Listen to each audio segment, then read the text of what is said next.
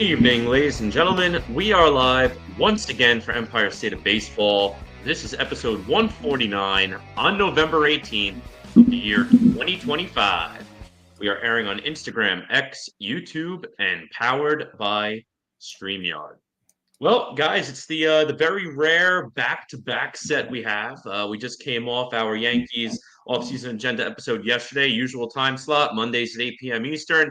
We got a back-to-back this week. We do it very rarely throughout the year. You'll see something like this. This is the prime time we do it. Offseason agendas, because obviously there's a lot to get to.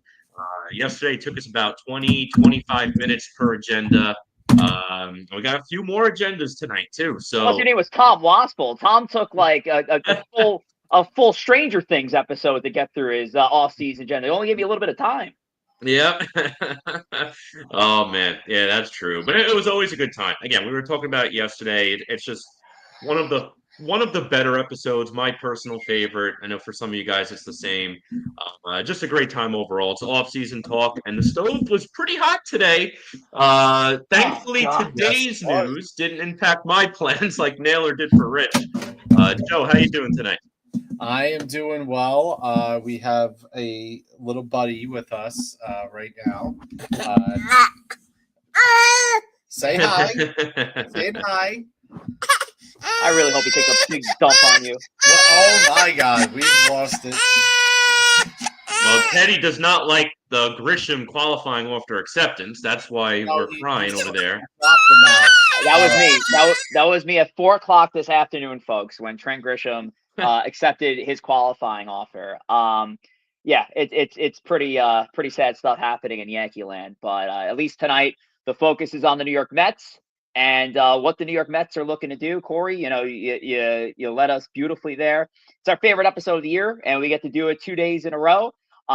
Later on tonight, we're going to be joined by KEEF. KEEF's going to be joining us for his off-season agenda as well. He's running a little bit behind. And as you can tell, we replaced our big baby Tom Waspel with a little baby in Teddy for tonight's edition of Empire State of Baseball. But before we get into everything and we get into the fun of the off-season agenda, I want to do Tom's job for him, and I'll do it better than he does.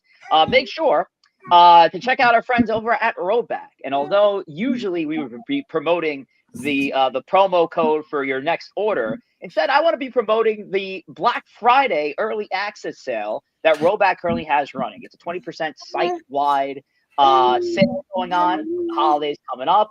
Everything from Hesse Performance hoodies. You got Q-tips, you got pennies, you got beautiful pullovers, sweatshirts, outerwear, tees, pants. Make sure to go over to Roback. Head over there for Black Friday. Make sure to take advantage of that 20% site-wide discount. Hopefully there's some more discounting on the way with Cyber Sunday about a couple of Mondays away. But we're out here disrespecting the turkey, putting up Christmas trees early over here, but we're not disrespecting Roback.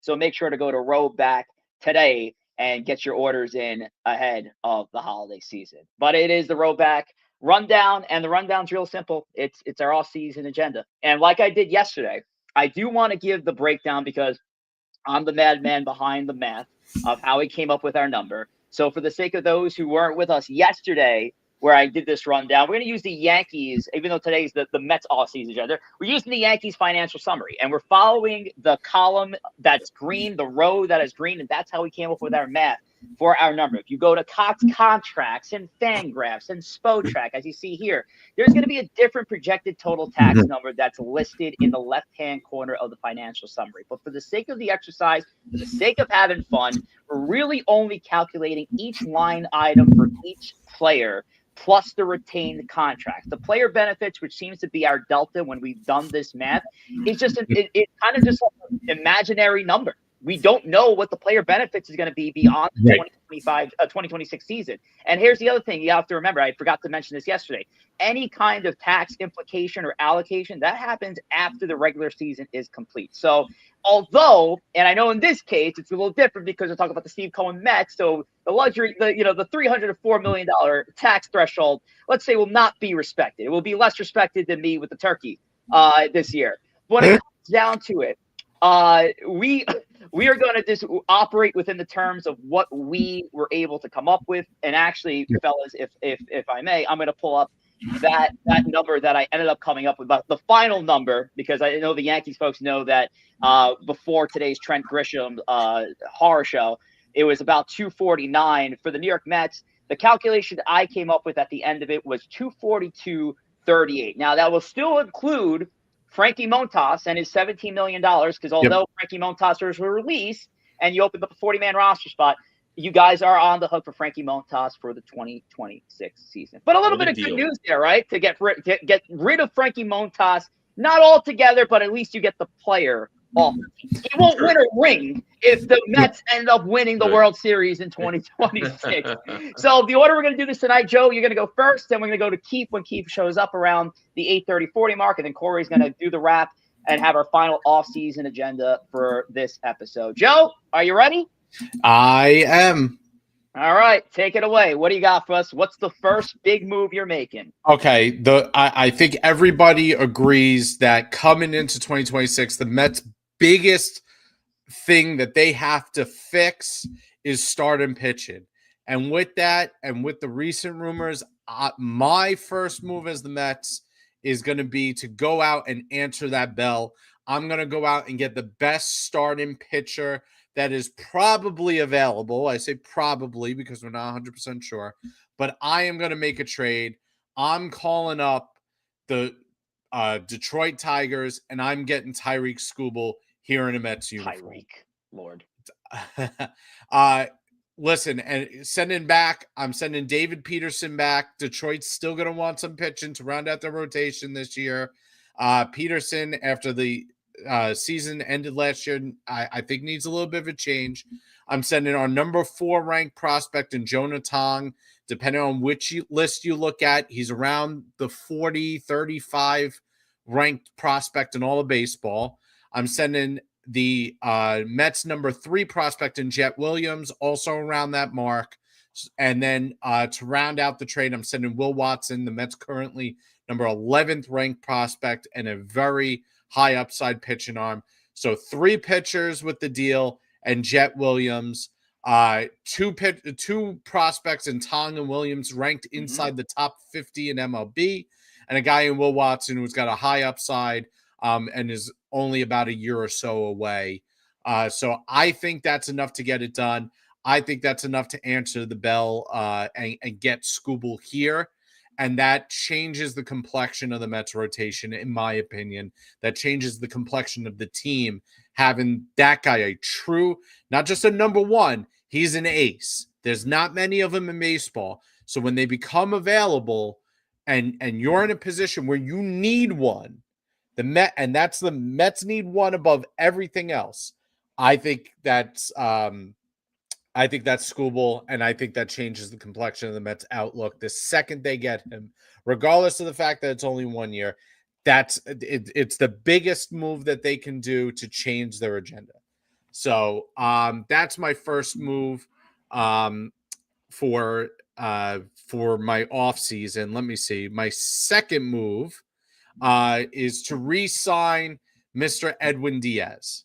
100%. The Mets he's the Mets' most important free agent.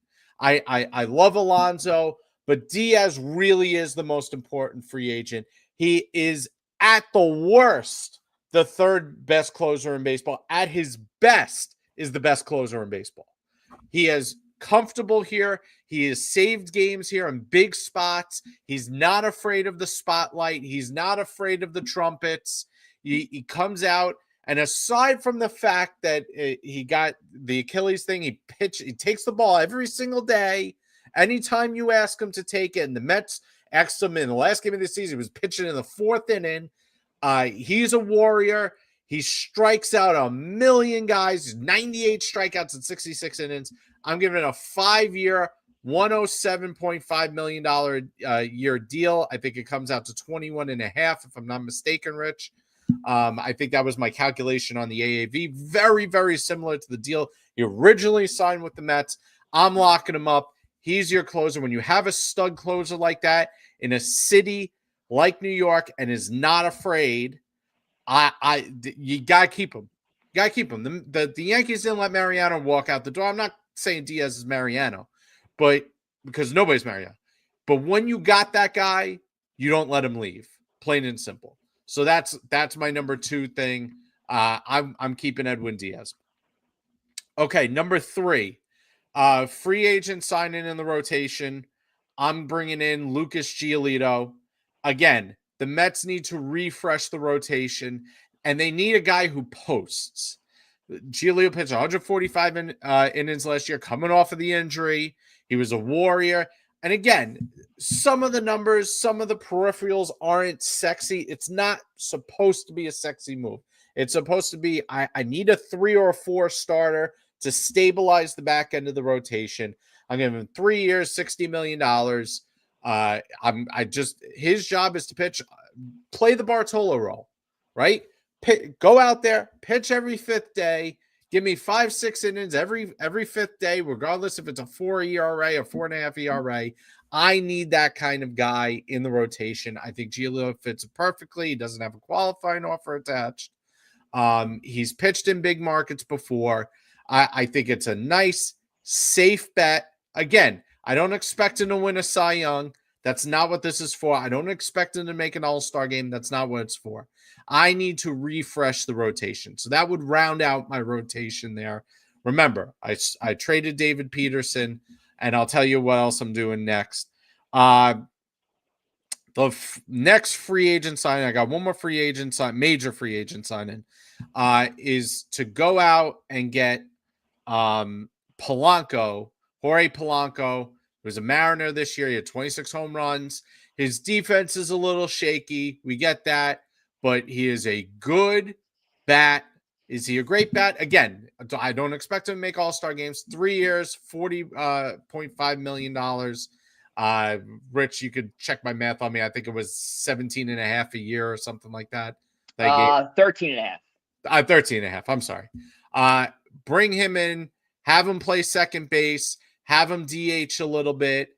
I'm okay with that. I think he brings a nice veteran change of clubhouse presence to the Mets. He's going to go nice in that lineup. He's a switch hitter, so you can put him anywhere in the lineup, and it's going to make sense. So I like that. That's my last major free agent signing. And then my next biggest trade outside the scuba one is to go get Christian Walker. And I have a 1-for-1 deal here. I have Kodai Senga going straight up for Christian Walker. The Astros need starting pitching. Christian Walker had a down year for them. They turned around and got Carlos Correa, who's going to be playing third base. They got Isaac Paredes, who can move over to first base. I think this makes a lot of sense. I think they want to keep Yordan in the DH position. And I think that this is a trade for both teams that makes a lot of sense. Walker's, I think, got 2 years left at $20 million. He slide right into first base. He automatically upgrades your defense, although you're taking a hit with the bat versus Alonso. And I think that this is a good move and a move that both teams will be interested in. Say, okay, Astros, I got a pitcher for 2 years for $15 million. Mets, I got a first baseman for 2 years for $20 million.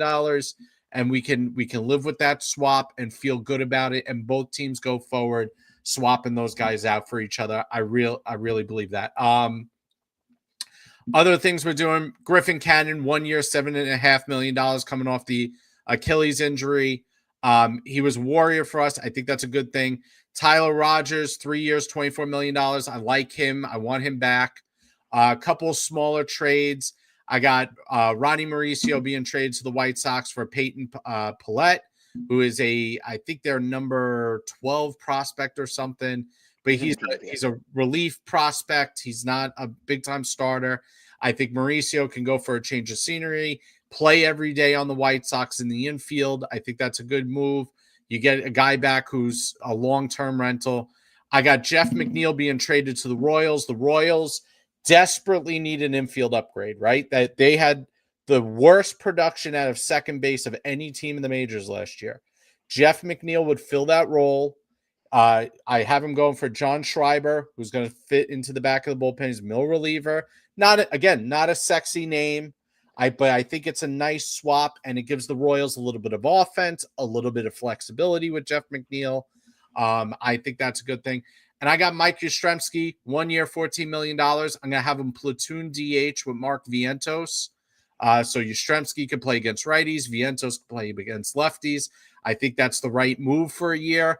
Let Yastrzemski, let Vientos prove that last year was a down year for him and that he can rebound. But you're going to hedge that bet. I want somebody who comes in and can play that. And the good thing about Yastrzemski is he can go to the outfield if Nimmo or Soto need a day off. My center fielder, I'm going with Carson Bench. I heard what Stearns had to say in his press conference. I think that I really think he's the center fielder of the future here. So starting lineup wise, Lindor, Nimmo, Soto, Walker, Polanco, Yastrzemski / Vientos, Beatty, Alvarez, and Bench. I think that's a nice lineup. Is it, again, you lost some power there. There was no question you lost some power with Alonso. I think you balance that out with the power moving a little bit to second base by replacing McNeil with Polanco. So I like that. Starting pitcher-wise, Skubal, McLean, Giolito, Minaya, Holmes. Those are your starters. You have Griffin Cannon, who can swing into the starter role if needed in an injury. And you still have Brandon Sprout in the minors ready to go if needed to be called upon. Your bench is Torrens, who I have no complaints about. Again, Vientos is going to platoon with Yastrzemski. I still have Acuna. I think Acuna is a useful player. He's going to defensive sub a lot, especially for Polanco late in games. And Tyrone Taylor to supplement the rookie. Again, good fielder, can hit lefties. I like that. All in all, I think this, again, is it going to be one of those things that the Mets are now a powerhouse offense? No, I don't think so. I think it's a good offensive team. I don't think it's a powerhouse offensive team. But with the additions of Skubal and Giolito and the fact that I'm getting a full year of McLean, I do like the relief pitch, and I think the bullpen has a chance to be a really good bullpen for the Mets. Overall, I think the team is better than last year's. Overall, I think it's a more balanced team than last year's. I like the lineup flow and the roster construction a little bit better. As far as the numbers go, Skubal's making 22.5. The total projection would be 337 million and 30.30 over the Cohen tax threshold. But we know that the Mets are not afraid of that. We didn't go crazy. I didn't sign Kyle Tucker for $50 million and pair him with Soto. I didn't do that. I brought in some common sense moves that I think will pay off for them and help them be a much more balanced team going forward. I'm gonna go through a few of the questions here in the chat, but Corey, let me defer to you first from the Mets perspective. There's a couple things in this that I do really like. Starting first with the Walker for Senga one, I think that's interesting because when you think about what are you going to get for Kodai Senga, there's two things that come to mind for me. It's either going to be a money for money swap, which is something like you see here, two former All-Stars, both making money, change of scenery for both. Not bad. Or it's going to be for a lesser player that still fits your needs, like a reliever swap, something along those lines. So I think this is a very interesting trade. Even if the Mets were to keep Alonso, this is still an interesting trade. I don't know if Alonso's all in or not, if he wants to DH or not, but this gives you an opportunity where if you even bring back Alonso and do this deal, you're still improving your defense while maintaining Alonso. So TBD, I like this one. The Skubal one obviously is the biggest one. And the biggest thing I have that's a little bit reserving on my side is if he's gone next year, again, I think Cohen will do everything he can to keep him, but there's a big if. If he's gone, you just purged your system, getting rid of Tom, getting rid of Williams. But if they could get an extension and get that locked up, I will drive those four to the airport and let Skubal sleep over in my house until he can find an apartment in New York. So I like it on paper. I think it's a very good deal. I hope the Mets could get that done, but at the same time, I want it to be like the Lindor situation where they make that trade, and within a couple of months, he's extended. You're good to go. You don't have to worry about the offseason. Where it gets interesting too with a big money deal like that, we don't know what 2027 baseball holds for us. We don't know what the financial landscape's going to look for us. I think if again, this is a big if they get to a salary cap, all of a sudden you're going to have a major contract in Scooball, a major contract in Soto, plus a few other big ones. There would have to be some sort of rules in there, grandfather stuff in, give teams 3 to 5 years to meet the cap. Couple of ways they'll have to work it out. So it's a lot of big money. But I agree. I think this is a pitching staff where you have 5 guys who can get the job done, assuming not about Wood Mania can get back to normal. Even if he doesn't, all right, you still got Brendan Sproat. Call him up and move an eye to the pen if you have to. So it's interesting. Again, I think it changes up the core. It's definitely a different look. And we just have to see what happens. Go ahead, Joe. And I think when I was doing this, I to be honest, this was about my 4th iteration of the plan, and the one I landed on to kind of go with. That's the biggest thing, right? Like, we hear rumors right now of how the Mets are going to shake up the core, who's going to be available, who's not going to be available, floating ideas of Brandon Nimmo. I didn't see a situation where I thought Nimmo was tradable. I didn't see a situation where he was going to bring back value that was equal to the team. Even with the Jeff McNeil thing, like, there is certainly an argument for the money that McNeil is a much more is a much bigger asset to the Mets at $12.5 million or whatever he's making, being able to play 5-6 positions than he is off the team. But at some point, like, you have to say, like, hey, we got to start changing it up. And that's why I didn't bring Alonso back. I think they just want to change the dynamic of the way the team is. You know? I was going to go ahead and just kind of read off a few of these comments here. One criticism off the rip, and I'm sure, Joe, you're kind of expecting some kind of reaction to the Scooble deal. Jonathan here goes, Tigers will want more, maybe McLean. Jacob Petruzzi, Joe Scooble deal, effing no way. Scooble going to Flushing without McLean going back. First of all, guys, it's spelled MCLEAN. And actually, Joe, I will take this up for you, because I know we've had earlier conversations on this. The Tigers might start the conversation around McLean. The Tigers are not getting McLean. Correct. Not in this kind of deal. Not for 1 year Scooble. And that's also, like, I'm also recognizing how great Tarek Scooble is. He's arguably, if not the best pitcher in all of baseball, and has proven that over his last 3 seasons consistently. He's topped our #1 list 2 times in a row. So there's obviously a lot. This is not discounting Scooble. If the Tigers start the conversation with McLean, they absolutely should, because I think for a business, for a negotiation, it makes a lot of sense. That should not be parting ways with Nolan McLean. And I think what Joe put together here, in all fairness, I actually think is probably as realistic as it gets. And maybe if you're adding another low leverage prospect to even sweeten the deal, I don't think Joe is going to be opposed to that. So, Joe, do you want to answer your critics on this deal with Scooble? I've said this before. McLean is one of those guys who is an asset that is not going to be moved under almost any circumstance. The only circumstance I think that McLean would be moved for is if Paul Skeens became available, right? Because Skeens would have 4 years left. I do not see another player in baseball that the Mets would be available and the Mets would want, that McLean would be on the table for a trade. It's just not going to happen. In this scenario, you can't say I underpaid for Scooble. I gave him 2 top 50 prospects in baseball.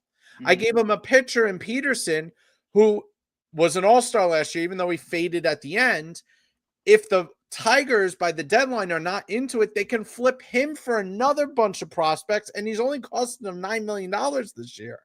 And I gave him a guy in Will Watson who, if you read a lot of the scouting reports, has a very high upside, even though he still has some work to do. He still needs another pitch. So, Joe, if it's a question coming in, Joe, if you can get an extension, would you do it, McLean? It's a good question. Good question, Jacob. Probably not. Okay. Probably not. The thing with McLean is you're still getting so many years on the minimum where you could splurge at other positions. You're getting 6. Remember, you didn't exceed the rookie limits. You have 6 full seasons of McLean, and 3 of them are going to be a league minimum. To me, and again, we're putting the cart before the horse, thinking that he's automatically going to be this great pitcher. I get that, but he's the number 1 pitching prospect in baseball. Okay, some lists have him number 2. If some people think Bubba Chandler is number 1, but I can tell you from watching him, he has as much upside as anybody. And I get it. The Tigers are going to ask for him. They're not going to get it. And to be fair, I think the Tigers would know that going in, that he's not going to be on the table. And I will say, just respond to Petruzzi real quick. If we could guarantee the extension, I don't think I add McLean, but if you guarantee the extension, I might add Sproat in that deal as well.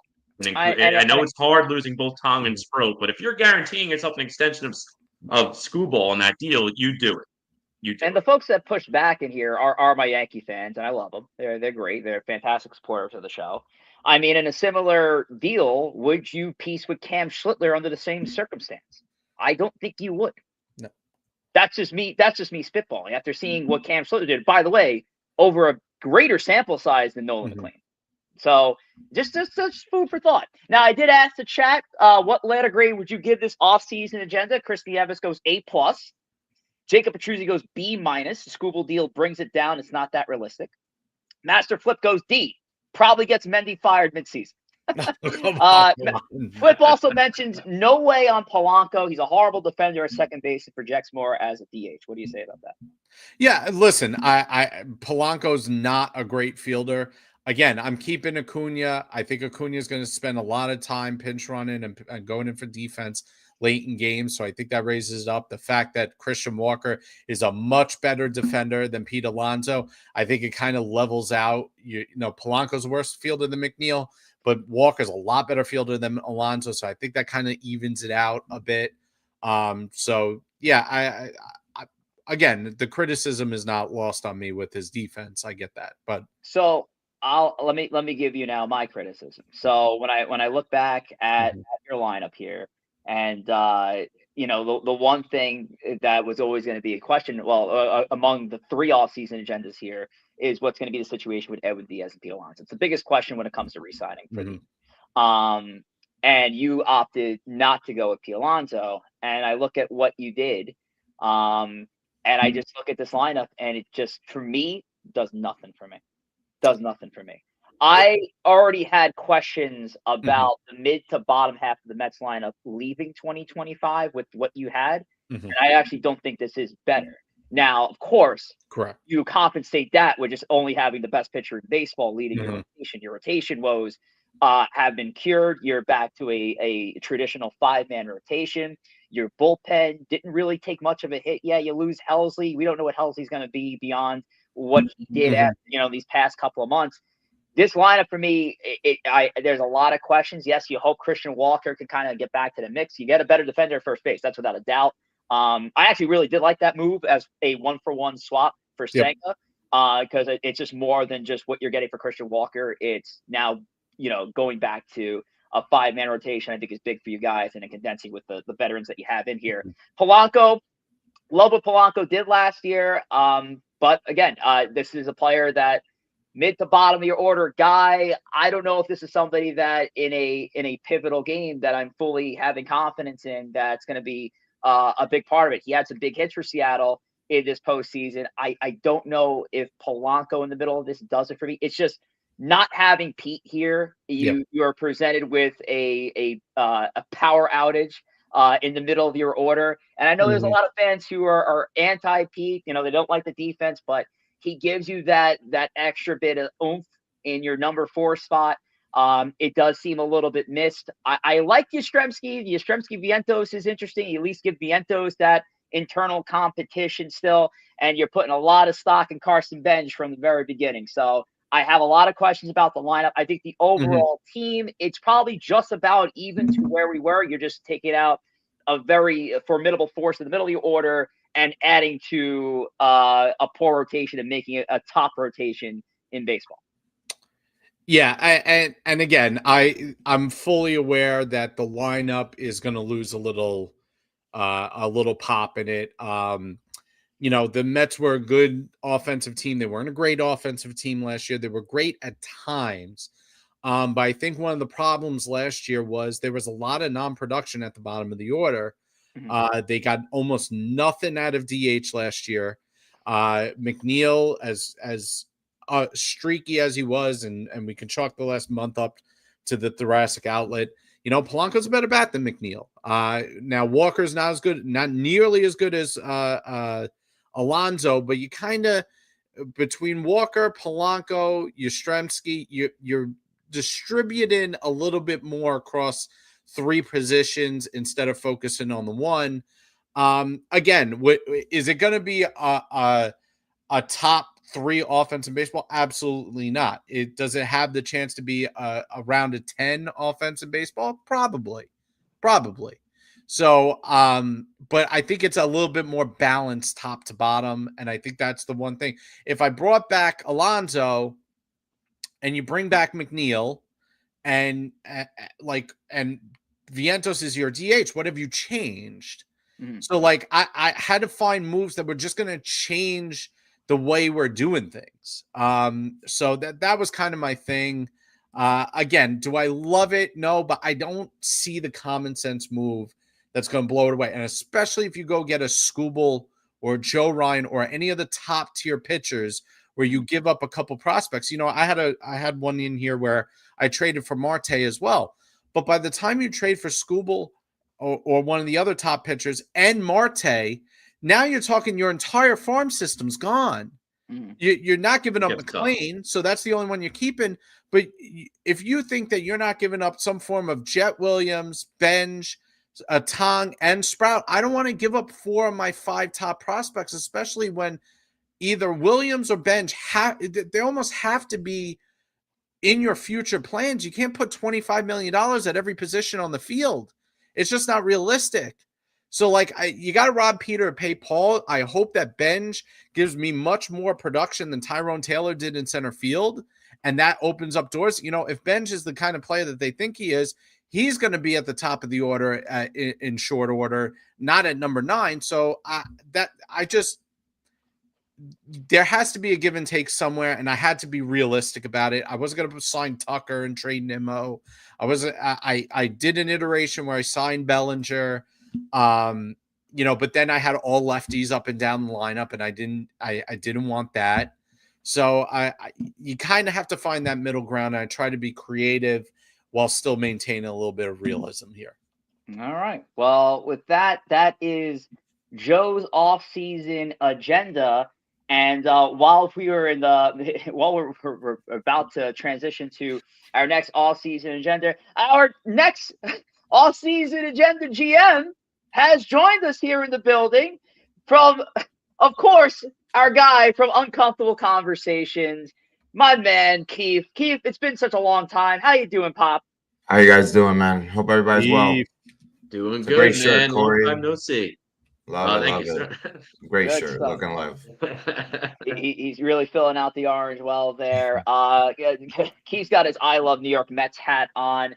We're going to see what kind of love Keith has for his off-season agenda. As for the first time since we started this segment years ago, this is the first time somebody outside of the founding fathers is actually going to present their own off-season agenda. And, of course, Keith, our very own, is going to be showing off that plan shortly. But before we get there, Corey Favs, let's touch on the latest and greatest with the gram. Yeah, go ahead and follow us at Empire State of Baseball on Instagram. You'll find our archive segments, our meme reels, episode previews, you name it, you'll find it on the gram. You can also live stream us on the gram. If you are, thank you. We really enjoy it. Switch over to YouTube, though. It's a better viewing experience. If you're commenting live on Instagram, we won't see it on the show. If you comment live on YouTube, we could interact with you on the show. But if you are watching us, though, we really do appreciate it. Again, that's Empire State of Baseball on Instagram. We're right on that cusp of 8K, 7,900 followers and growing. So I hope you give us a follow. All righty. So today was a crazy transaction day for Major League Baseball. It was the Rule 5 protection deadline. It was a qualifying offer deadline. And, of course, the qualifying offer deadline has upsetted most Yankee fans out there with Trent Grisham returning on a $22+ million deal. And this is going to be very interesting when bringing up Trent Grisham's name, because unfortunately somebody's plan might have gotten sabotaged because of today's transaction. Keith, take it away with your off-season agenda. So great picture, by the way. Thank you. Love that. I'll be honest with you. The off season is not, this specific off season is not one that I think a lot of Met fans are really like attaching themselves to. Personally, I think a lot of Met fans are kind of like preparing for a lot of decisions that they're not going to fall in love with. So I think that's somewhat the lane that a lot of Met fans are going down. Now, I tend to like to cross, the idea of trying to put my own feet into like David Stearns' shoes and trying to do what the Mets have done in the past, because we kind of sometimes, do this somewhat of the same pattern. I know it's only been 2 true winters with David Stearns, but you kind of get the feel for him and what the organization tends to do. What we are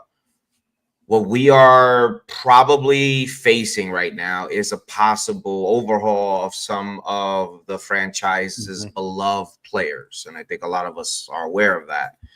What I was expecting, and I did this purposely, and I know it's not going to be a fun project, especially with what happened today. I was expecting the most distasteful offseason that'll probably make the Mets better, and no one will see it coming. And I tried my best to do it in a way where we're probably not going to like a single move. And I was trying my best to kind of like find a way where we're probably going to end up, which what we did last winter, aside from like Soto and Alonso, talk ourselves into saying, oh, let's give Frankie Montas a chance. Oh, let's give Griffin Canning a chance, et cetera, et cetera, et cetera. AJ Minter was a good player, and therefore we kind of like were okay with like a player of that caliber. But there were names that even in the year before we were always kind of on the fence for. And Met fans, we tend to try to look on the side of optimism with a lot of the new players that come into the organization. So what I was trying to do, I was trying my best to give an offseason where nothing really is gonna make a fan really excited, but it probably fill a lot of holes. It'll probably be a very bland, very across the board offseason for David Stearns. And it probably makes the Mets a little bit of a more complete team, even though we probably feel it isn't. That was involving today's name of the day in Trent Grisham. Now, I only picked Trent Grisham, and I'm going to be totally honest with you, to be a Met, because the Mets have to have an offseason where they acquire a Yankee. Have to. That was my goal. But now that's not happening. Now, Listen, he had a great year for the Yankees. I don't know if that's going to happen again, but clearly that's not going to happen for us. So, I'm kind of glad it kind of worked in our favor in a way, but I'm also preparing myself for a player similar to Trent Grisham to probably be signed by the Mets. So I'm looking along the lines of like probably a Luke Weaver, but I kind of did the whole, we're losing Edwin Diaz, we're losing Pete Alonso, and we're going to make a trade, and we're going to pretty much get a lot of C or B tier players, or maybe even lower. And it's going to be an extended team. I mean, the lineup now doesn't even make any sense now that we are not going to get Grisham. Not that I wanted him, but also like kind of like, like trying to find another center fielder. I was just thinking getting a center fielder here to just buy us some time by the time Carson Bench comes up, and then getting Nimmo some DH reps would probably be beneficial for the long term. Because eventually I did hear Joe talking about Carson Bench. I think at some point Carson Bench has to be playing every day. I don't know when. At some point David Stearns has to say, this is, my golden goose, and I have to let him play, and we have to see the development of this young player, which I'm excited for. I mean, he's very big on the development of all the young players, but I would love to see, his young player be the one that So is Keith, playing. I got it. So the biggest revelation there is you're moving on from. By the way, this is Gorilla over here. You're moving on from Pete Alonso and Edwin Diaz. So, who are you replacing them with? Well, first base, I went with a guy that a lot of people tend to have an opinion on. A lot of people don't like. A lot of people actually think he sucks. I went with Luis Ariz. There's truly no other reason why I went with him other than the fact that he'll probably be a really good leadoff guy ahead of Francisco Lindor and Juan Soto. And he's probably going to give us some of the better at-bats in this team, which we didn't really see a lot of last year, respectfully.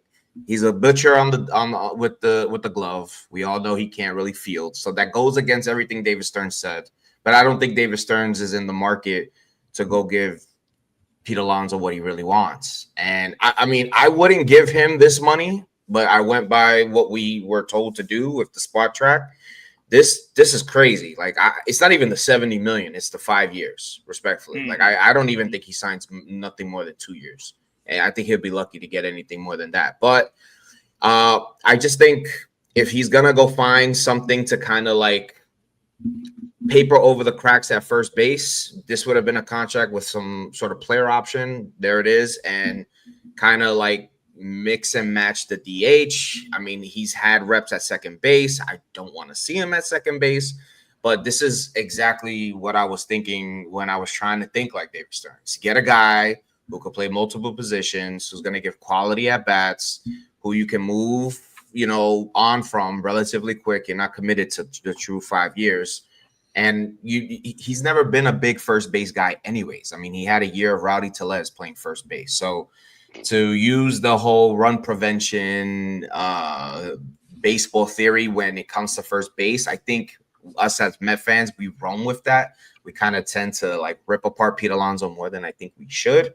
I don't think first base defense is at the top of David Stearns' list, but getting quality production out of that position at a premium not a premium, at like pennies on the dollar, probably works for David Stearns. So I went with Luis Ariz. I know it's going to take Lindor out of the leadoff spot. I know Lindor kind of eventually got out of the leadoff spot a few times last year, but I just think you got Luis Ariz, Francisco Lindor, Juan Soto. I think you're going to get 3 tough at-bats at the end of the day. So I think that, in a way, does kind of give some salt to the wound of losing Pete Alonso. It's not a home run threat. Might not hit more than like 4 or 5 of them, but he is going to get on base quite a lot. And eventually you kind of just want guys to get on base for Juan Soto and whoever else is backing him up to do damage. Let's see. I mean, the Trent Grisham thing does throw a wrench in this, to be honest with you, because it really is. No kidding. I went with a utility guy because this is another situation where I try to put my David Stern cap on. I didn't want to get too fancy. I didn't want this to be one of those situations where we get a big name, because I really don't think we're going to get a big name. This is probably somewhere along the lines where I can see David Stearns living personally. And I went and got Miguel Andujar. And the reason why I got Miguel Andujar is he's going to play some left field if Nimmo eventually is going to be moving off left field to get some DH reps. He can play third base in the event, maybe Beatty is moved, or maybe, there's just a situation where we need a guy who could play third base. It's just falling under the profile of a guy who could play multiple positions. So I got Miguel Andujar. It's also a right-handed bat, and he's really good against left-handed pitching. And that's something that I think the Mets could use. A nice bat who can really do damage against left-handed pitching. I felt like last year, I think I might be correct in saying the minute we faced a left-handed pitcher coming out of the pen, we had some of the worst stats in the entire National League. It could have been a left-handed starting pitcher, but if a left-handed reliever came into the game, the offense was completely shut down. We were never, ever prepared for that. So a bat like that would, I think, go a long way in the idea of stretching out the lineup or mixing, kind of doing the mix match thing, the David Stern stuff, the stuff that's not sexy, the stuff that kind of makes him, gives him the name. And he's a former Yankee. Yeah, another one. I got another one coming up too, and that gets right into the bullpen. Luke Weaver. Now, the only reason why I truly went after Luke Weaver in this scenario was because Luke Weaver's a guy who could possibly move into an opener slot. He wants to open games. He wants to start some innings. That screams David Stearns. We already went down that route with Clay Holmes, and it worked. And, you know, a lot of people were like on the roller coaster with him till the very end, and then they realized, wow, you know, it kind of ended up working. And I think for Clay Holmes' defense, I think he's even going to be even better this year. That's one thing I'm actually excited for, to see Clay Holmes in year 2 as a starter. Luke Weaver, I think eventually he's just going to start into the pen and eventually work his way into opening games, maybe getting a few more innings towards the end of the year. And I just think Luke Weaver, personally, I just feel like, I mean, Rich, you might agree with me on this. He's kind of more of a Met than a Yankee when you kind of know who the type of guy he is. A little weird, a little out there. You know, I think you would agree with that. Kind of works in orange and blue more than pinstripes. Possibly. I mean, he ain't going to be working in pinstripes, at least from my thinking. So there you go. So Mets got to get a weirdo at some point. So there's our weirdo right there. I got us bringing back Tyler Rogers. I actually really kind of want to bring back Tyler Rogers. I personally think that that's something I really hope they do. That's one move that I'm really happy that David Stearns did. I know we gave away a few pieces that a lot of the fan base kind of overreacted to, but I do think Tyler Rogers is a higher end reliever in the National League. So I'm excited to bring him back. Now, it doesn't get all more sexy, but I do have a trade. This one's gonna surprise some people. Mind you, I called this guy a totally different name. That's how bad the offseason's been for me. But I got us moving off Kodai Senga, moving off McNeil, and moving off Ronnie. The big part here is the Kodai Senga thing, because he's the name that's kind of been shopped around. Jeff McNeil will be a perfect utility man for the O's, and Ronnie Mauricio, a player for the future that could probably help them out at third base, maybe some DH reps. But we get the replacement for Edwin Diaz and Felix Bautista, a name that was floated around last trade deadline.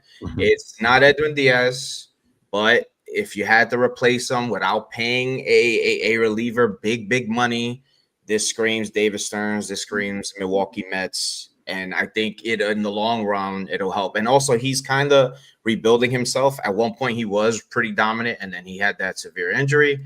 Last year was his first year back, so it was a bumpy road for him. I think he kind of was in and out of the IL slot for the O's. So this year should be his true rebound year, and I think that they're not going to give Edwin Diaz $100 million. They're going to go find the best high ceiling reliever that they can on the most reasonable salary at a $2 million arbitration too. So I think this kind of works for the Mets. Again, this is not a sexy offseason. There's no big names. This is an offseason where I have Pete leaving. I have Edwin Diaz leaving. And it's pretty much young kids, honestly. And I kind of think that's what they should do anyways, regardless if they do go get some names. I'm fully on board the Jet Williams trains. I had talks in the past with Joe, how high we are on Jet Williams. I think this is the time to sign. This trade facilitates the role for Jet Williams to get the majority reps at second base. Personally, there's going to be times where he may not play, certain games, and we might see those days where Brett Beatty's playing second base that we saw last year, and hence why the Andujar move is there. It's kind of the multiple players doing multiple things, moving pieces on the chessboard. It's the David Stearns way. It's kind of not the Owen, mantra of doing things, but it's more of a David Stearns philosophy thing. And I think Carson Bench and Jet Williams into this lineup, along with some of these names, kind of makes the lineup a little bit more complete, makes it a little bit more flexible. It's not going to have the oomph that it had last year. Certainly not without, our first baseman, who I think we all would love back. I want him back more than anything, but I think in the long run, they'll play a better brand of baseball. And I think with these young kids, I don't know if any of them is going to win a Gold Glove, but I think they're going to be a little bit more surefire defensively. I know Jeff McNeil at some points last year played center field, and I just think that was a detriment against him and against the team, in itself. So it sucks losing a guy who could do so many things like that at a pretty decent number, but I think both parties, I think it's best for McNeil as well to just move on and to find a new home. Ronnie Mauricio, truthfully, I'm just not a believer. I think there's a lot of what if. I think Ronnie Mauricio is like the biggest what if prospect the Mets have.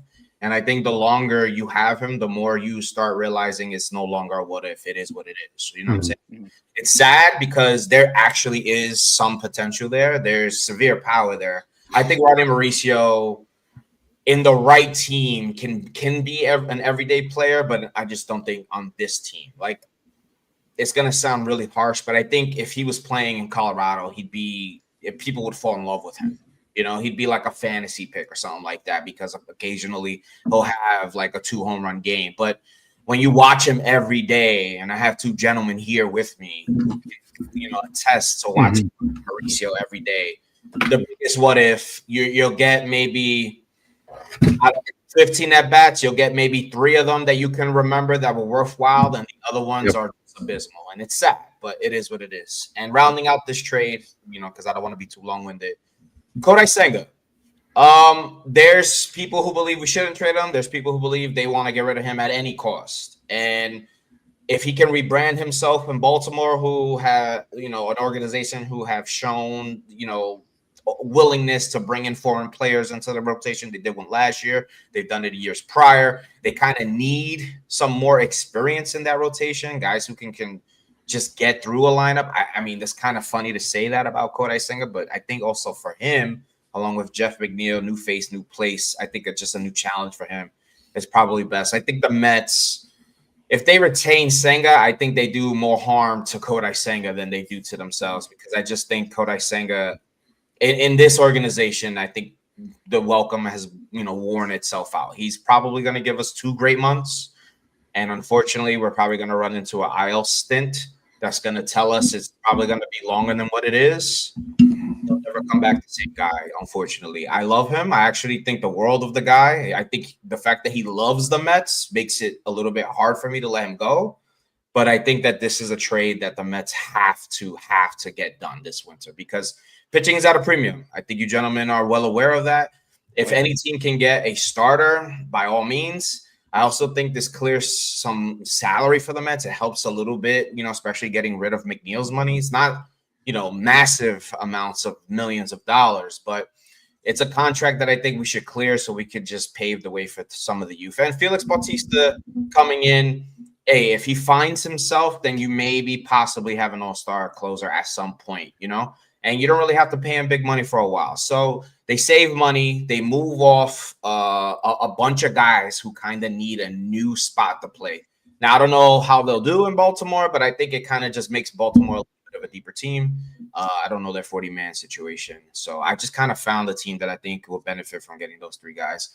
I honestly think if I was Baltimore, I still wouldn't do this deal. But again, this is my offseason. It was supposed to be a little bit bland and a little bit against the grain. We're having fun. We're having fun.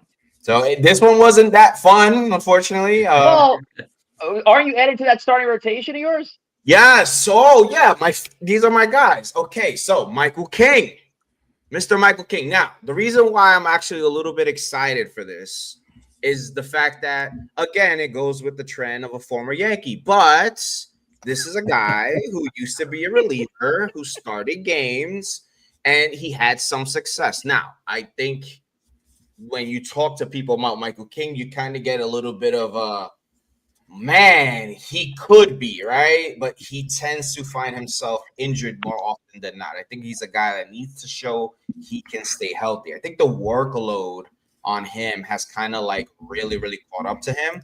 So I think with him, this is a serious buyer beware, but I do think it works with the Mets. I think with our new pitching structure and everybody we've brought in, especially with our lab, I think that this is a guy who can fix some of our issues with guys going past the 3rd inning. He's traditionally not a guy who goes like 7 or 6 innings, but I think to give David Stearns his depth and to give him a bounce back guy, I think that this fits very well with, you know, I don't think David Stearns is going to go extremely crazy in terms of like the price tag for pitching, but I think this is a guy that absolutely can help him, especially over the next 2 years. We also bring in a guy who I think is going to have direct ties. Yeah.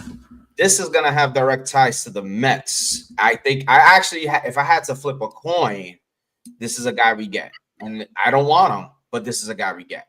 The reason why I say we get him is because the guy we got from Boston I forget his name, but he's going to be running the whole pitching department. He brought over Lucas Giolito to Boston. And I think that there's a direct correlation. I think Lucas Giolito had about like a month and a half of really good pitching last year. So whatever pitching lab situation was going on over there, it sort of worked. This is also another guy who finds himself on the IL a lot.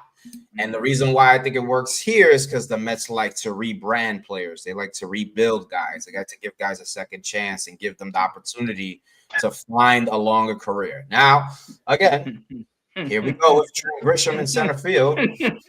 Right now, I guess Carson Bench is going to be there because I don't think that there's a center fielder that I really truly would go after that probably isn't named Byron Buxton, but I don't think we have the capabilities to do that deal personally. So let's start with our rotation since that didn't change. I got Nolan McLean. I think Nolan McLean is locked in as your opening day starter. God willing, nothing happens in Port St. Lucie because the Mets can never, ever have a really good opening day starter. So Michael King's your number 2. David Peterson, who I'm a little worried about, is your number 3. Lucas Giolito is your number 4. Your number 5 is a mixture between Holmes or Mania, depending on how the season works itself out. Now, with Mania, I personally just am very standoffish on Mania. I have a little bit of hope that he can find himself again, but I also think that along with, David Peterson, I think workload is going to catch up to those guys. Hence why I went after 2 pitchers, because at some point I do think Jonah Tong and I do think Brandon Sprout eventually find their way up, with 2 of these guys finding their way out. I don't know how, whether it's IL, whether it's via a DFL, whoever knows. But the point is that there's kind of like, shuffling of cards here. My lineup, I got Carson Bench leading off at first base. Francisco Lindor, Juan Soto, Mark Vientos. I don't think Mark Vientos is going anywhere, folks. I hate to say it. I know a lot of people want him out of here, but I think Mark Vientos stays. He's getting paid relatively absolutely nothing. I don't think David Stearns likes to get rid of production that gets paid absolutely nothing.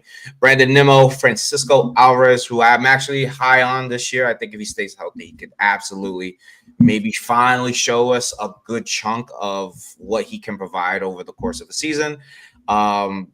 Excuse me, I said Carson Bench. Luis Arias. There's Carson Bench. That's, batting 7th. Brett Beatty, third base. Jet Williams batting 9th. I hope to God Jet Williams breaks camp. I actually think it's time.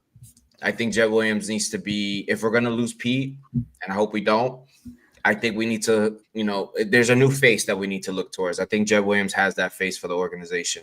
The relief pitching, closing pitcher, Felix Bautista, setup man, Luke Weaver, middle relief, Jose Castillo, Richard Dick Lovelady, AJ Minter, Brooks Raley, and Tyler Rogers, who I'm hoping we can definitely bring back. That's a guy I actually really want.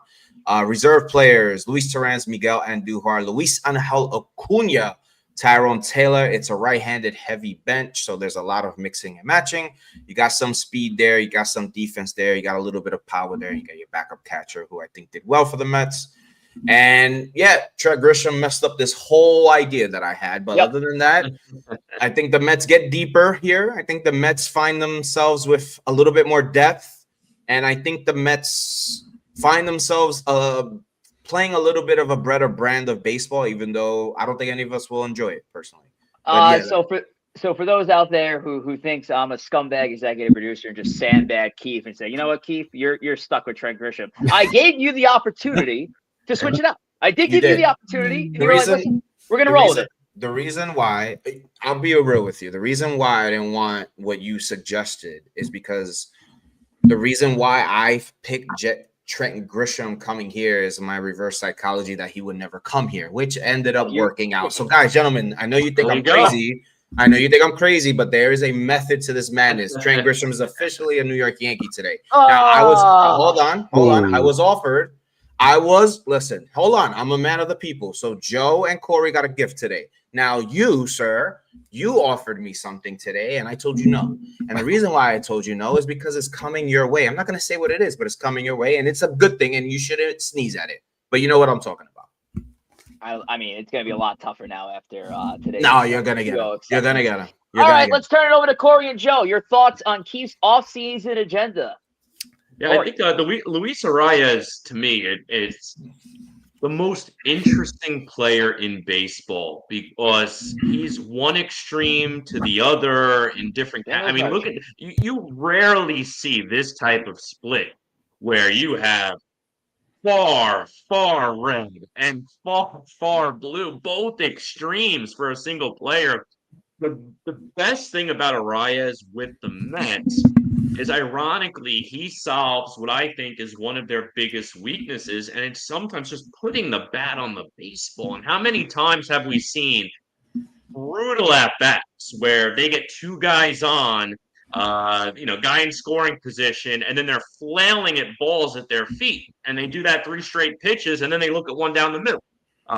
So I think from that standpoint, you're getting a completely different look of a player. I know, like I said, the glove is not there. He does not bring pop, but it gives a little bit of versatility because you can play him at first base. You can, even though you don't want to, you can play him at second base. You could put him at DH if you want to. So there's a couple of options. I think Stearns does like those type of players. So Arias is such an interesting piece, for sure. No doubt about it there. And you look at the pitching staff. I mean, the big thing with the Mets, we can all agree, they have to improve the starting pitching. That's the biggest thing. Starting pitching in general cost the Mets games last year, but it was really the collapse of the starting pitching, which put the Mets in the situation they were, missing the playoffs. Now, Michael King and Lucas Giolito, the biggest thing with them is the health. Can they stay healthy? Can they give you 25 to 30 starts over the course of a 162-game season? If they do, this rotation is a lot better than the rotation you were getting last year. So that's the big thing. If they stay healthy, that rotation puts you in a position to win ball games. For the purpose of this, we'll assume Trent Grisham's there. Fits the David Stearns model of defense first, run prevention. He'd be a nice outfielder to pair between Nimmo and Soto. And it's interesting. The biggest thing is will Jet Williams, similar to Joe's, where Joe had Benj right off the rip starting in center field, you got Jet Williams here. It would really be nice to see one of these kids really take ownership of a position at some point this season. I do think one does, maybe both. It's possible. Hopefully, in this case, Jet Williams is that guy. I think overall, to your point, Keith, you said it before. I don't think a lot of Met fans would be thrilled, but this is probably closer to what's realistic. That you said the Milwaukee Mets. I think this is a perfect showcase of a Milwaukee Mets type team. And as long as the guy, like I said, if those starters stay healthy, and Jet Williams comes in and takes ownership of second base and is hitting 290 and giving you a little pop, some speed out there, good defense. It's an interesting team. It's a different look team. The core is completely shaken up. And you hope it's a team that goes out and wins a wild card. If not a division, ultimately time will tell. It's funny, real quick, before I let Joe go. The one thing that I do like about this team is that whatever Brett Beatty becomes, right? Whether it's what he was last year or there's another level to him or he just is what he is, that's your eighth hole hitter. You know what I'm saying? What Jet Williams could be, right? He can fly up this lineup, At some point, Jet Williams can be the manufacturer for this lineup, even in the ninth hole. So I think that's an element that the Mets have never really truly had, and what Luis Ariz did what Luis Ariz does in general, McNeil used to do, you know what I'm saying? Like when McNeil was like in his prime, like Luis Ariz is still doing, which the Mets were really good when McNeil was doing really, really good things. Now, again, this is also, I do want to preface, this team is probably going to be closer to Milwaukee. Like, it's not a diss. Like, the Milwaukee Mets is, if anything, that's a praise to Milwaukee. Like we probably do not understand that sort of level of baseball yet because we've been so privy to certain things for so long. But if we do become an element of that, and we end up realizing that that's probably best long term, that sign me up. You know what I'm saying? But I'm sorry to cut you off, Joe. My bad. No. Listen, I think the problem here is the lineup. To me, you've lost a lot with Pete, and I get that Ariz is a different type of hitter and a dynamic that I think a lot of teams don't have, and they should look into. Guys like Ariz, like a Stephen Kwan that we discussed at length yesterday. I do think that guys like that bring a dynamic to a lineup that a lot of people don't realize is a big positive, and I don't think there's enough of that in baseball. But I just, the Met fan would be so upset in general, like with this lineup. It feels the same. You know what I mean? It feels the same minus Alonso. And I think a lot of people are going to look at that and be like, okay, we're trusting two kids and that's fine. But there's no contingency plan if the kids fail. And I think that's a big problem with this lineup. And listen, I like Giolito. I had him in my plan. I think that's a good guy for the back end of the rotation. I think the Mets still need a top. They got to find a top end starter. You know, Michael King. I'm wary of whether or not Michael King is one of those guys, or he's more of the mold of what David Peterson and Sean Manaea are, which is that's what I think he is. When they're completely healthy and they're 100% good to go, they're good pitchers. But if they get hurt or something upsets them, they become this middle of the road, middle in pitcher that we're going to have the same problem where they can't get out of the fifth inning. I think King's got a little bit of both in him. So for me, that doesn't solve the problem. I like the fact that you got Felix Bautista, even though I think they need to re-sign Diaz. Felix Bautista is a decent option. The trade, I can get on board with the Sanger Mauricio. I would think that McNeil being in there, I don't think Baltimore A needs infielders. They got a ton. And B, I just think the money to take $27 million on. Well, I will say, and actually I'll just double down because actually that's exactly what I was going to bring up there to Keith there too, Joe. So yeah, $27.5 million. And yes, I would sit back and kind of agree with Swift's question. How much money are they eating on this trade? But then I saw this article come out the other day, and I'm sure Keith saw the same article. The Athletics' Ken Rosenthal, Will Salmon, and Katie Wu cited Thursday one executive who said it seems the only team willing to open the checkbook right now is Baltimore. So maybe this is an off season where the Orioles and Mike Elias get a little bit interesting. They start spending that Rubenstein money. All in one trade, probably. Like I think this could be realistically Mauricio Senga for Bautista. And I could see something like that going down. Baltimore pulling in a starting pitcher for $15 million to get their offseason going is good. But Keith, was there a plan to potentially, or I say a plan B to potentially like eat some of the money going back in this kind of deal? Probably, yeah. Like more than likely, I'm pretty sure the Mets are not going to be able to walk freely from a deal like this. They're probably going to have to eat something. I mean, they ate money today, regardless with, what situation with Monta. So that, the Mets have eaten money before. It's something that's something they've never really shied away from. But I just want to preface, this is truly not Keith's offseason. This is Keith Stearns. Like, this is not nothing here I want. I just want to make that very clear. Nothing, not even the trade I want. Like, if it was up to me, Pete and Alonso already signed already. Like, Okay, Pete and Diaz. Sorry. So then this is a great question here for you, Keith. Keith Diaz, not Keith Stearns. Okay. Keith, what deal or move in your offseason or Keith Stearns' offseason would Cohen come in and say we have to get him? That's Jacob Petruz's question. Okay. Well, first and foremost, Keith, I'm gonna tell you what Keith wants. Keith wants Pete Alonso. Keith wants Edwin Diaz, and Keith wants Jet Williams at second base. That's something I want. I'm cool. I'm cool with Carson Bench taking like a month or two and then coming up. That whatever they have planned. That's totally fine with me.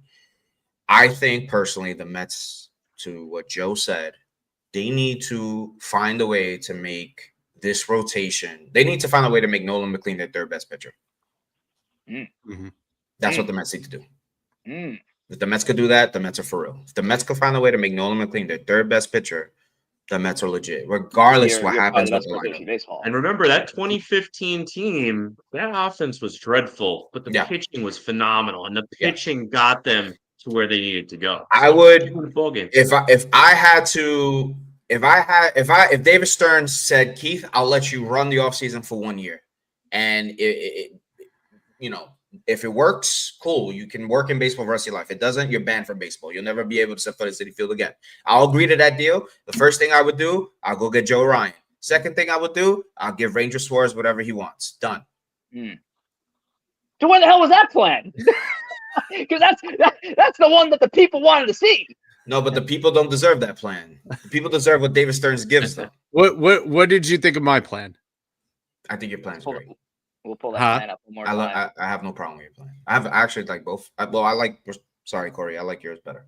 We haven't gotten to Corey's yet. Corey's going to be a main eventing. That's why I saw Joe's. I have no problem with yours. Listen. My plan is purposely there for it not to be like that. That needs to be established. This is meant to be. He's got to put his sunglasses back on to say that. You see how I don't have them on. Like the idea here is to prepare Met fans for like. Yeah. Look, let me ask you. At any point, Rich, let me ask you a serious question. At any point, you sat there and said, "There's no way. There's no way I would want Trent Grisham back." Did you ever at one point said, "I want him back"? Truthfully, never. Okay, not once. So, all right, perfect. That is exactly what I would have done if I were you. There is nothing in me that wants anything to do with this offseason, but there was nothing in me that wanted anything to do with anything we did last offseason, other than sign Pete Alonso. I swear on everything I love, I think these two gentlemen will admit to it because they're very intelligent Met fans. You're probably going to get one or two things you like in this winter, especially for Met fans, and the rest you're going to have to talk yourself into it. And that's what I did, honestly. Well, and that was kind of my approach. Was Polanco's a great pick, by the way. The only reason I'm against it is because of Jet, but Polanco could play third. Polanco could do a lot of things, you know. Well, in my scenario, unfortunately, Jet has to. If you're going to get Skubal or Ryan, one of Benj or Jet has to go. Yeah, that's fine. Yeah. And that was that trade. And I chose Jet because we need the center fielder worse than we need the second baseman. I can replace second base better than I can replace center field. Absolutely. So that's why I got to keep Benj at the moment in center field because I don't. There is no backup plan for center field. With second base, I can manufacture a backup plan. Absolutely. I agree with you.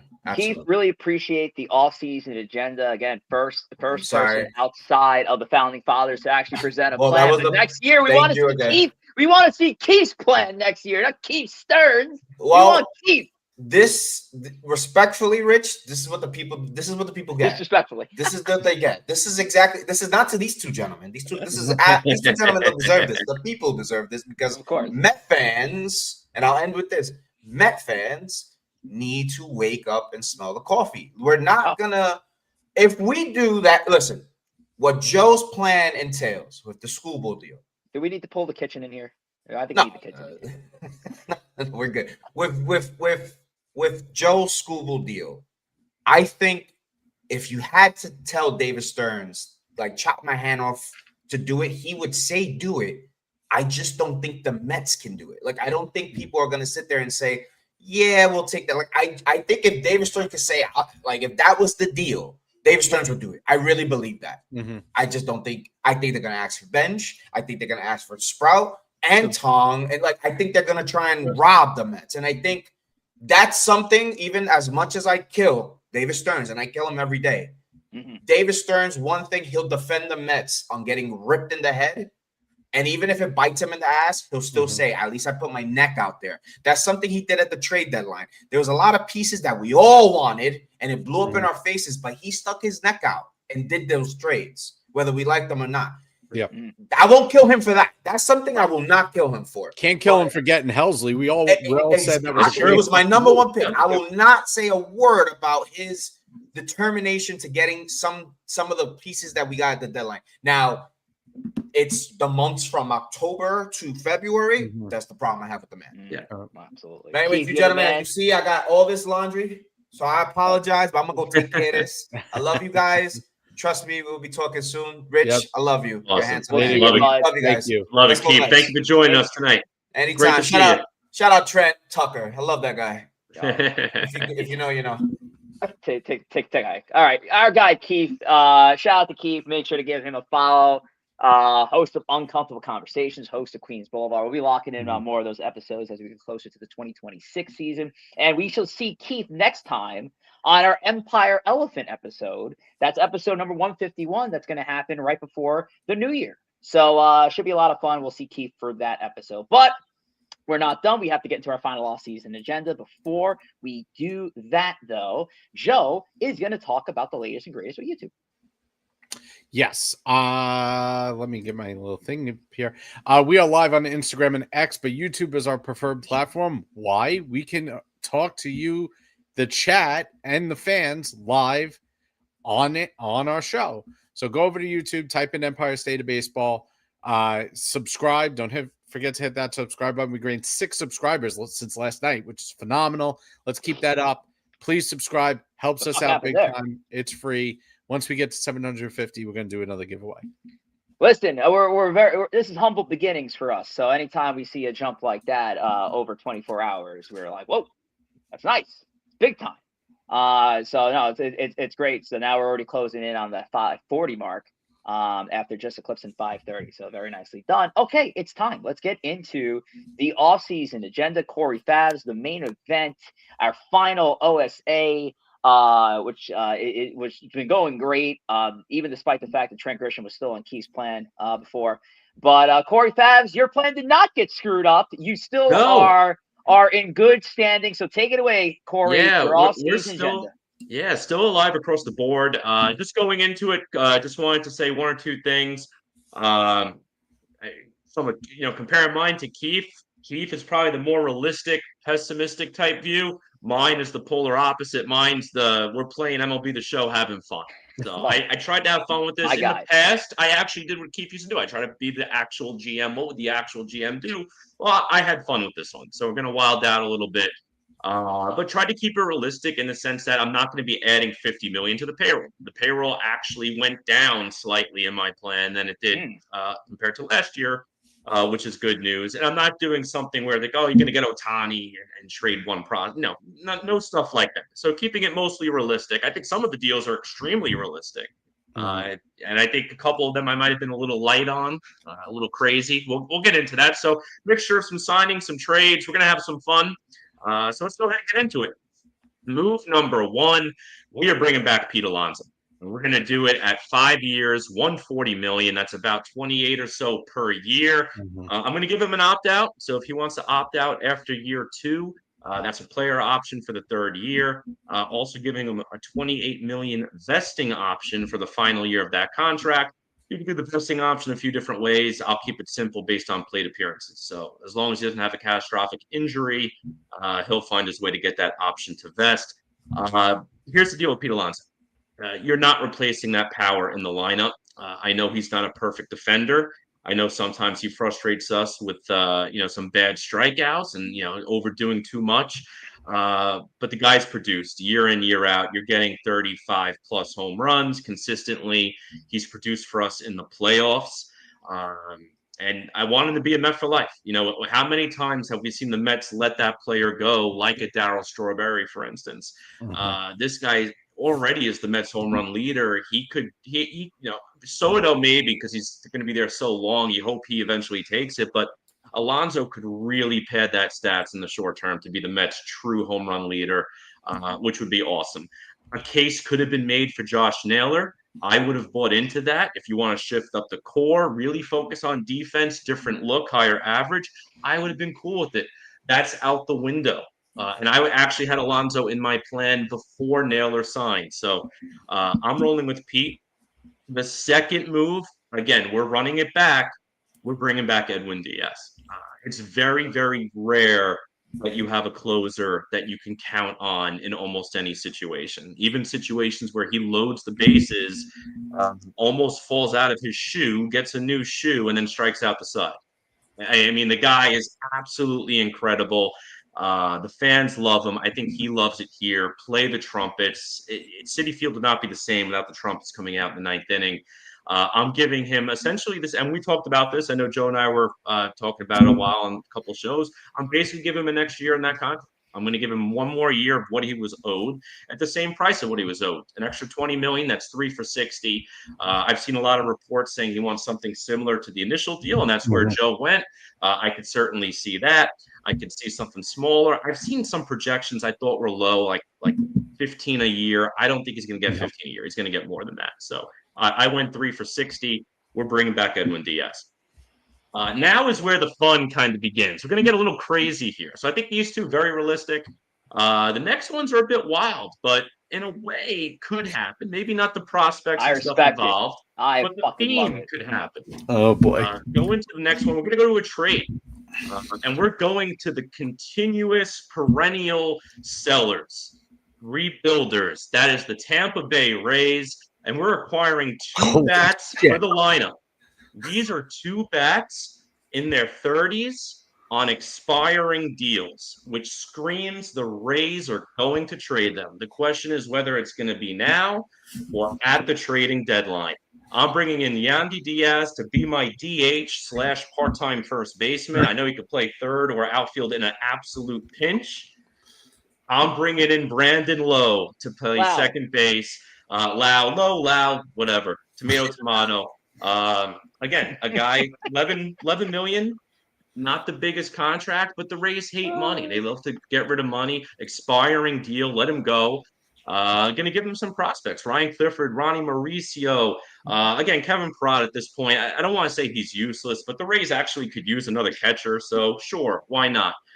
Jacob Reimer, Zach Thornton. Zach Thornton's an interesting one because I think he's actually projected for 2026 based on MLB.com. So just some interesting names. Again, you're filling a couple of needs from a Mets fan standpoint because I am shipping off McNeil coming up a little later. You do want a DH or a first base. So Diaz could solve both those problems. If they don't bring back Alonso, throw him at first base for a year. You're also not blocking guys like Jet Williams. If he's your second baseman of the future, well, guess what? Brandon Lau's a free agent after the season. Let him go.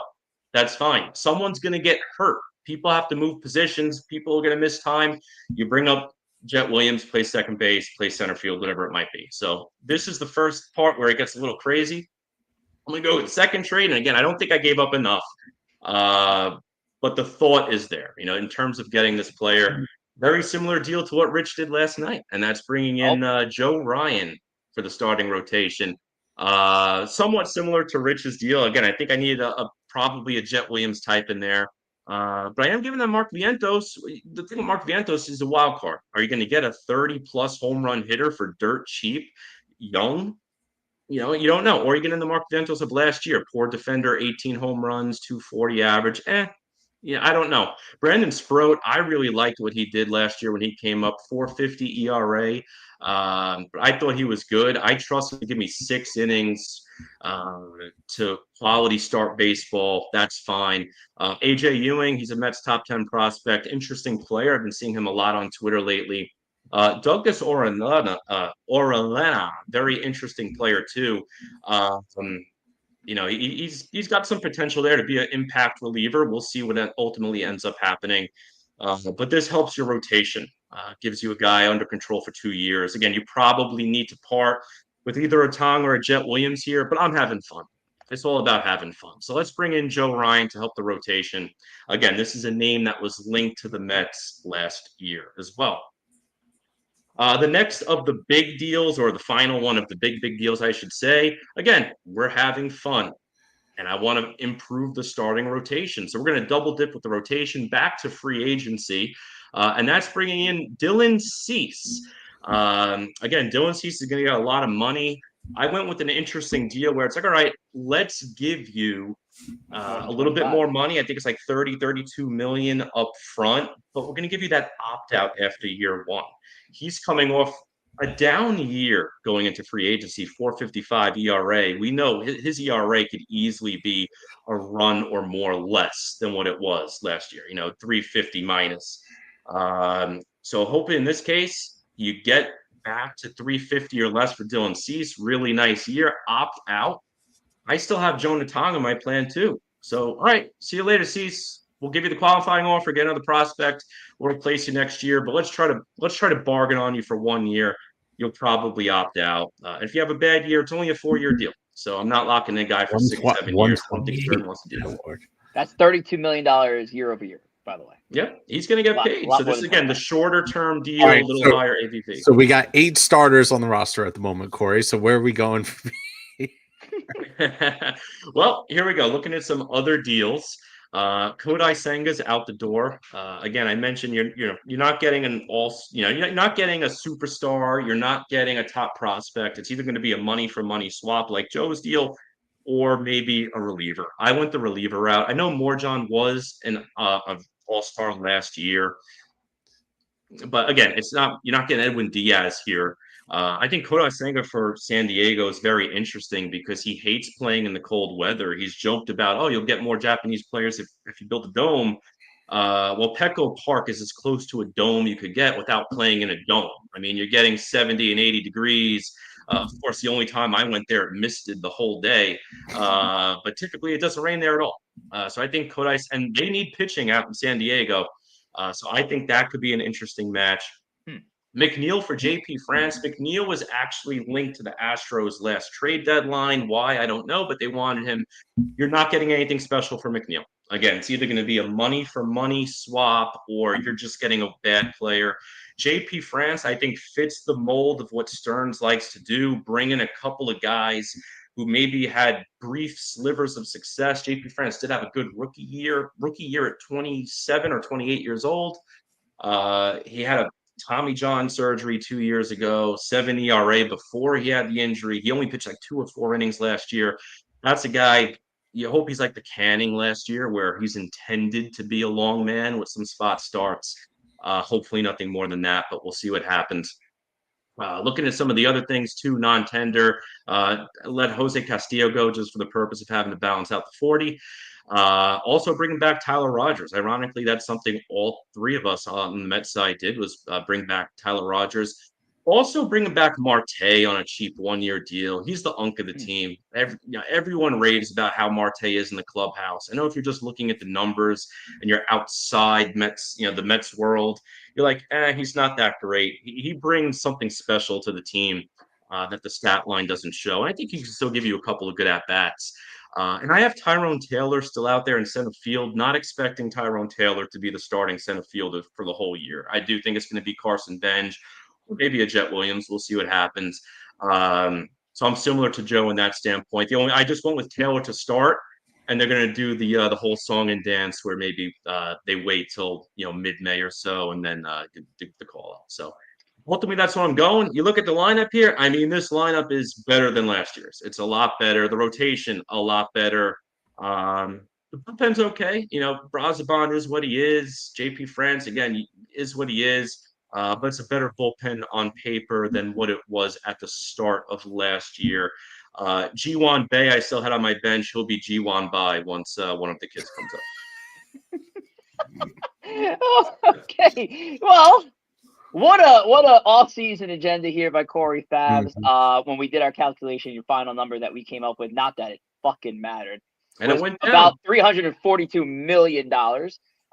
So just a little over I bet it's about $38 million over that top threshold. But again, having fun, which I respect, because this is a callback to what I just did about 24 hours ago with my own off-season agenda. So I loved it. When I look at this, yes, absolutely loaded roster. Lineup's crazy. Rotation's crazy. We're still running a 6-man rotation. Corey Favs really filled out that Hawaiian shirt really good because he's smoking that good stuff when putting this thing together. Yep. But no, my guy had a lot of fun. I listen for the pure entertainment standpoint, absolutely loved it. If we're gonna play, okay, what is in the terms of realism? I really do think the Pete Alonso, if this reunion does happen, I think your Pete Alonso signing actually works here. 140 for 5. That's a $28 million, which I think is going to be the ceiling, in my personal opinion, of what Pete ends up making year over year. You got a vesting option for year 6. So if we're looking at this and we're having fun, but in between this, I actually liked your re-sign plan on Pete Alonso. I feel like this is definitely the most realistic of the moves that you made here, Corey. But I got to get to Joe here because Joe, I'm sure, has a lot on his mind when looking at this. I actually think Lau is – I honestly – I've heard Lau's name be out there. I've heard the Mets in past off seasons be interested in Lau. Do I think you're getting him and Yandy Diaz in the same deal? Absolutely not. Do I think Lau is an option for the Mets? Sure. Kevin Parada, forget his name. I I think you could have a Mauricio Clifford package for a Brandon Lau and probably make it work. I think that's that would be in the market of what you would get for him. I think that's a nice change. So I agree with that. I don't know about the Yandy Diaz, and I especially don't know with both of them in the same deal. That's a little out there. But yes, overall, I think Corey's offense would be better. It would be better down the line. Center field again, Tyrone. I think Benj is basically going to be the guy that comes back. I would have liked to see a lefty DH from you because Yandy's a righty. I'd like somebody to come in against hard righties to supplement Diaz from time to time, although Diaz could play every single day. So I'd like a nice lefty off the bench, and I think that's one thing that we don't have in this situation is a good left-handed bat off the bench. Listen, in the rotation, I like the Joe Ryan trade. I think you're going to, if you could bring that up for a second, Rich, I think the only thing with that is you're going to have to give up some kind of Williams or Tong, I think. Thank you, Joe. At least you're consistent. Huh? I said at least you're consistent. I got beat up last night for mine. Yeah, I mean the thing with the Joe Ryan trade, you got 4 top 50 prospects. At least one of them has to be included in that. I'm probably gonna have to be 2. So I don't think Ewan and Sprout and Vientos are enough. I think they're gonna want a higher top end prospect for that. So that would be my thing with that one. I like the Joe Ryan acquisition though. If I can't get Scooble, he's my number 2 choice, to be honest with you guys. The Cease contract's a little rich for my blood. The option makes it very intriguing. More rich than you were getting shit for earlier today in the spaces. I'll tell you that though, Joe. Right. I said 25 million and people called me crazy. I do like Corey's idea of giving him a 1-year option, letting him kind of go into next season with the idea if he pitches his ass off, he could opt out and get even more money. I do like that.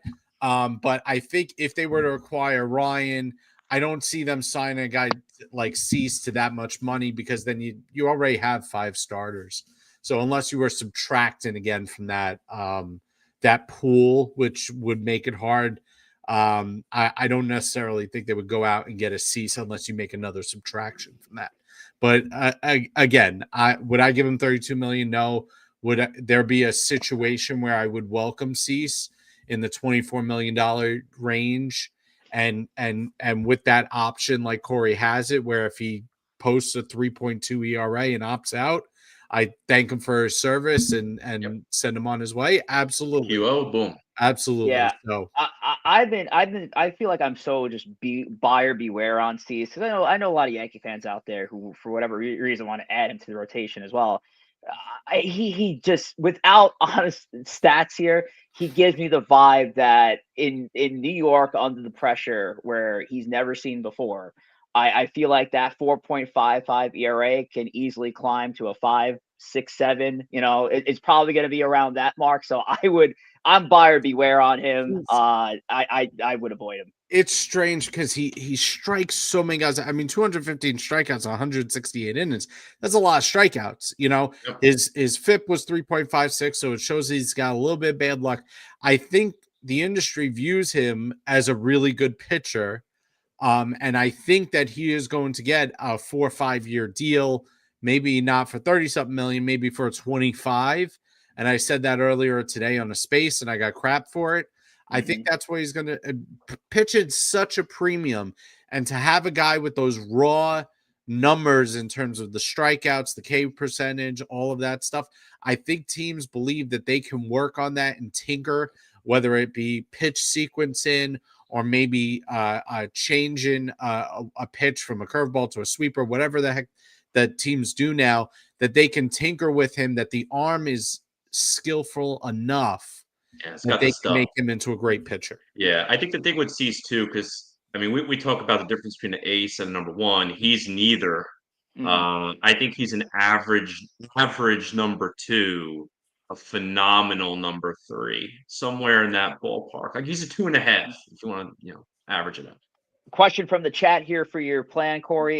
We have Armandus Amazing. Shout out to Armandus Amazing. Do appreciate you coming through. How about Nimmo as the everyday DH and bringing in a new left fielder? I could see this. I was briefly trying to think of ways maybe that could happen. Again, I was trying to think through options. If Bellinger was one, maybe there's a path where Nimmo's a DH. I almost went with the option where I had Alonso and Bellinger as the two. I almost changed it. I decided to keep the pitching. I almost had it where the Mets made their two big signings, Bellinger and Alonso, and have the situation where, in that case, Bellinger's probably starting in center field until one of the kids comes up. He could shift to left once one of them does. Nimmo's the DH. He could play some first base, give Alonso a blow at DH. That makes a very compelling case, and I can see it happen. But we'll see. My thing with Nimmo, and this is going around a lot, is Nimmo's got 5 years left on his deal. So if you're going to transition him to DH at this point in his career, you got to wonder how that contract is now going to age with 5 years left on it. You know, last year he had 4 defensive runs saved. So it's not like he was a bad outfielder. His range is a little bit down. His range factor was 1.86. His league average is 1.96 for left fielders. So his range is a little bit below average, but not by much. So, like, he's still a competent. Yes, we know he's got a lollipop of an arm. We get that. He's still a good left fielder, and he's a solid left fielder. And yes, we are overpaying for him, but to me, he's not a DH yet. He still can play the outfield a little bit, you know. He's got another year or two. He's not winning Gold Gloves. We understand that, but to transition him to DH now, I think is a disservice, because then you got to find a left fielder, which is not an easy position to find at the moment, unless you're going to talk about bringing in Tucker or Bellinger, and then that's a different conversation. Yeah, the Bellinger one makes it interesting because of the Again, if you're assuming you bring those two, Alonso and Bellinger both, it just makes your lineup so versatile, and you could get guys a blow once or twice a week and just shift guys around. And Bellinger's such a good player from that standpoint. You know, so we'll see. Boogie, here goes range factor. Did Joe just say range factor? Our favorite stat. And I don't know how it's calculated or anything. I just, like I said, I read it off. It's next to defensive run save. So I read his range factor versus the league average. Wow. Doesn't even know the equation to a stat he just revealed there. That's crazy. Where Corey, great stuff. That was entertaining, a lot of fun, and great stuff, everybody. Everybody who was a part of this with the all-season agenda, even Tom from afar, KEEF, who was with us earlier today. Good to see KEEF. So shout out to everybody who was involved. And shout out to all of you. 144 people in the building to check out tonight's off-season agenda episode for the New York Mets. So with that, we're going to really start to wind things down. Just as a reminder, make sure to give us a follow on X. And a lot of you who are already here on YouTube are part of our X communities, our extended communities with both the ESPNYM and ESPNYY, especially the latter, because we have our Yankee Spaces every Monday. You guys know it as a Bronx Take. It's been a lot of fun working this episode with Chris and Sierra, the show with Chris and Sierra. We're live on Mondays, 1:00 p.m. Eastern time on X at ESPNYY. But also, just again, make sure to give us a follow, the subsidiary, the main page at ESP Podcast. Give Corey a follow at Corey Favs. Give Joe a follow at JR Pugs. You can give me a follow, Rich J. Rivera. You can give Tom a follow if you want. You know, he doesn't care. He hates Twitter. He hates all of you.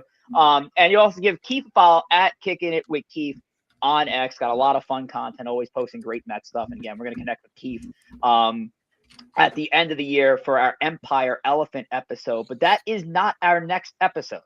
Our next episode is number 150. Big milestone episode. 150 episodes of Empire State of Baseball. And this one's going to be on the week of the winter meeting. So on Monday, December the 8th. So this is where our tri-weekly schedule really kicks off. This is we go from our OSAs to our OSPs, our off-season predictions episode. That's where we break out the big board. We look at the top trade targets, the top free agents, and we are going to come on here and predict where their destination is going to be by the end of the offseason. Corey, we did this last year, and I think if I remember correctly, like you had the most accurate predictions by the end of it.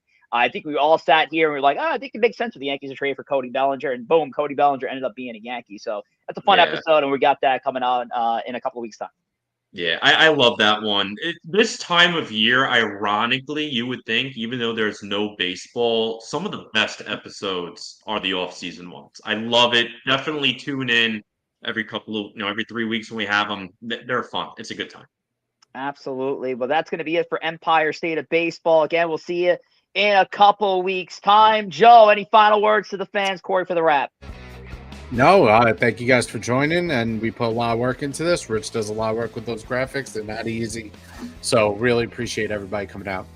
Yeah, shout out to both you guys. Shout out to Tom. Shout out to KEEF. And shout out to the fans. Again, really nice turnout tonight for the Mets Agenda. Do appreciate it. Hopefully when we meet in 3 weeks' time, a couple of these moves take place. But time will tell. Until then, everybody, enjoy your Thanksgiving. And then put up some Christmas trees and Christmas lights if you celebrate. Take care. Put them up now. Take care.